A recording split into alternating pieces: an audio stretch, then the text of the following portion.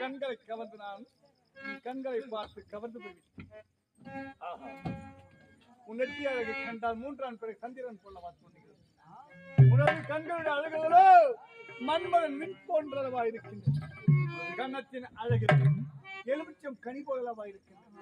உனது உதடு அழகுகளோ கோவை பழம் போலவா காட்சியளிக்கின்றது. உன்னுடைய பற்கள் அழகுகள் மாணிக்க கற்கள் போலவா இருக்கின்றது.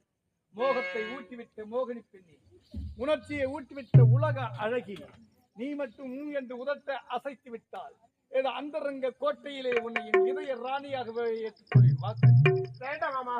சொன்ன கேளுங்க, என்னை விட்டுடுங்க. நான் நினைத்ததை நிகழ்த்தாமல் விடவே மாட்டேன். உரிமை என்னை பற்றி உனக்கு நன்கு தெரிந்தவன். வர முடியுமா? முடியாது. முடியாது.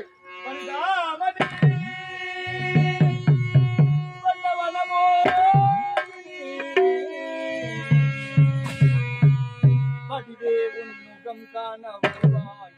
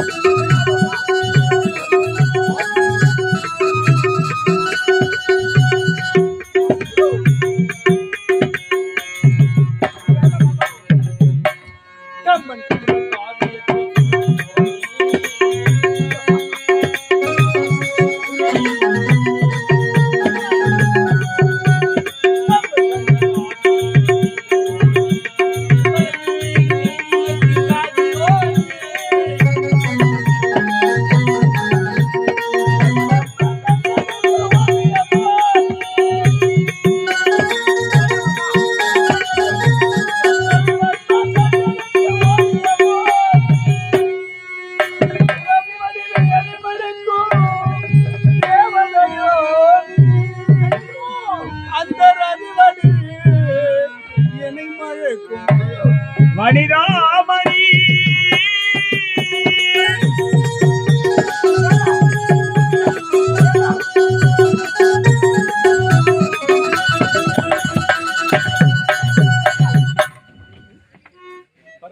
மாமா சொன்ன கேளுங்க, என்னை விட்டுடுங்க.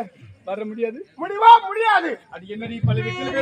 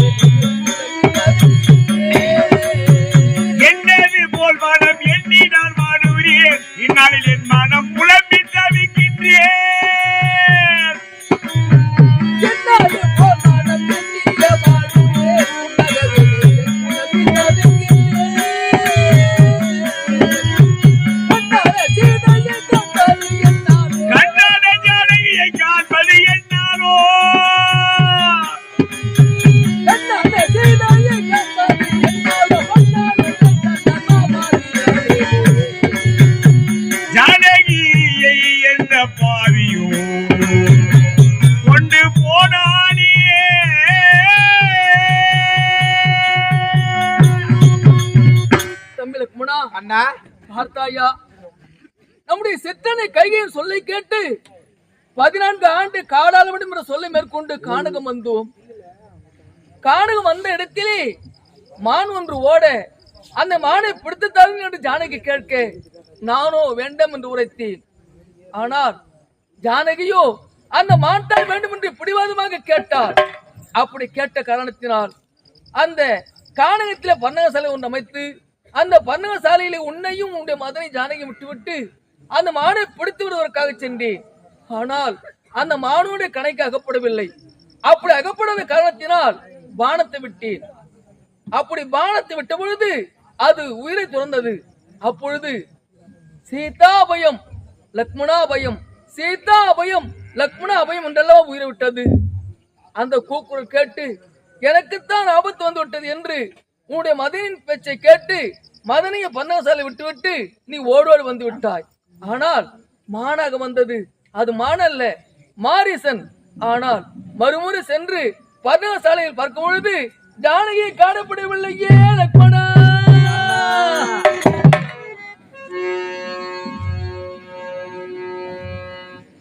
தம்பி லக்ஷ்மணா, பார்த்தாயா,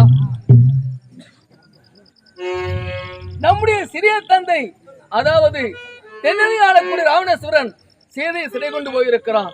அந்த நேரத்திலே அவனை எதிர்த்து போராடி நம்முடைய சிறிய தந்தை ஜடாயுவின் இறங்குகளை கொடுத்து விட்டிருக்கிறான். இப்பொழுது நம்முடைய சிறிய தந்தை உயிருக்கு ஊசலை கொண்டிருக்கிறார்.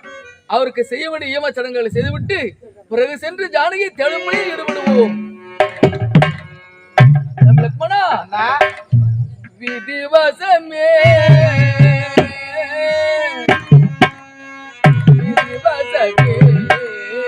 விதிவசமே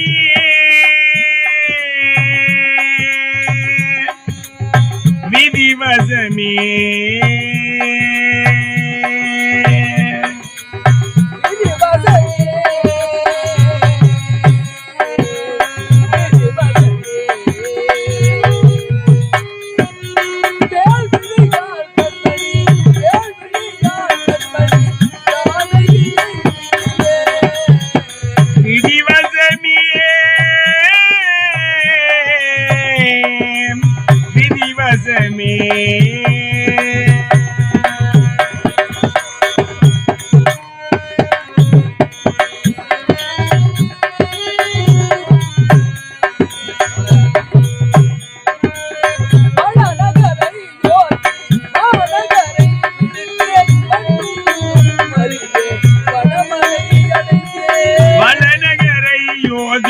மாநகரை விடுத்தேன் மண்ணு விண்ணு வரிய மனமதை அடைத்தேன்.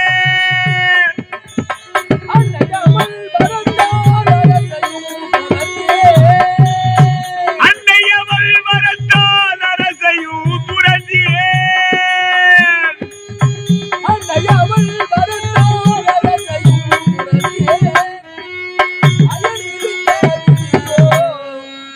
அயன் விதித்தே விதியோ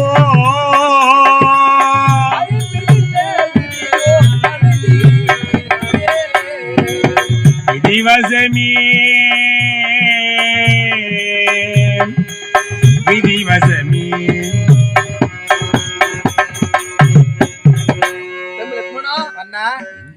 நம்முடைய சிறிய தந்தை ஜடாயுக்கு மோட்சம் விட்டு சபரிபதம் தீர்த்து ரிஷிமுக பர்வதத்தை வருகின்ற நேரத்திலே அதை பார்த்தாயா, யாரோ ஒருவர் நம்ம நாடு வருகிறார். யார் என்று பார்க்கலாம்.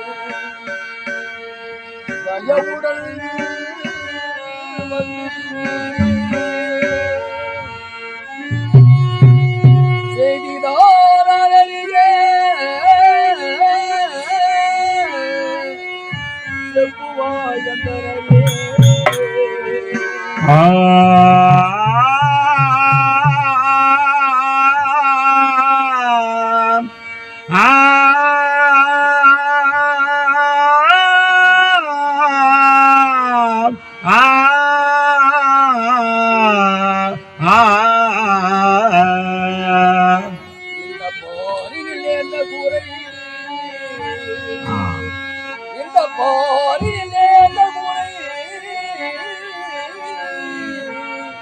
பறிவுடன் உரைக்கிறானா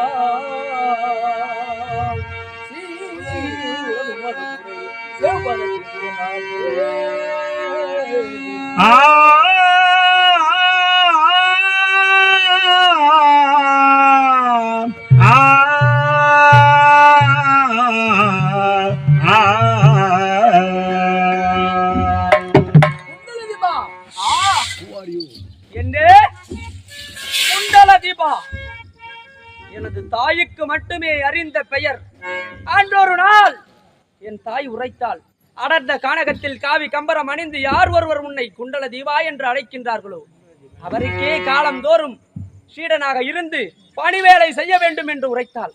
ஒருவேளை இவர்தான் என்னுடைய குருநாதராக இருக்க முடியுமா? சுவாமி, ஐயனே, தாங்கள் யார் சுவாமி? நான் யார் என்று விளக்கத்தை கூறுகிறேன். முதலில் யார் என்று விளக்கத்தை கூறு. நான் யார் என்பது தெரியாதா? சுவாமி, வாயு தேவனுக்கும் ஆஞ்சனா தேவிக்கும் பிறந்த புதல்வன் எம்மையே வீராஞ்சனேயன் என்பார்கள். அண்ணா பார்த்தாயா, எவர் ஆஞ்சநேயர் என்பதை நான் நம்ப வேண்டுமா? சரி, நீதான் ஆஞ்சநேயர் என்பது உண்மையானால் ஆஞ்சநேயருக்கு விஸ்வரூபம் கூட திறமை உண்டு. அந்த விஸ்வரூபத்தை காட்டினால் நீதான் ஆஞ்சநேயர் என்பதை நான் ஒப்புக்கொள்வேன். சுவாமி, அப்பேற்பட்ட விஸ்வரூபத்தை உங்களிடம் காட்டினால் மட்டும்தான் நம்புவீர்களா? ஆமா. அப்படியானால் இப்பொழுதே என்னுடைய விஸ்வரூபத்தை இப்பொழுதே காட்டுகின்றேன், பாருங்கள்.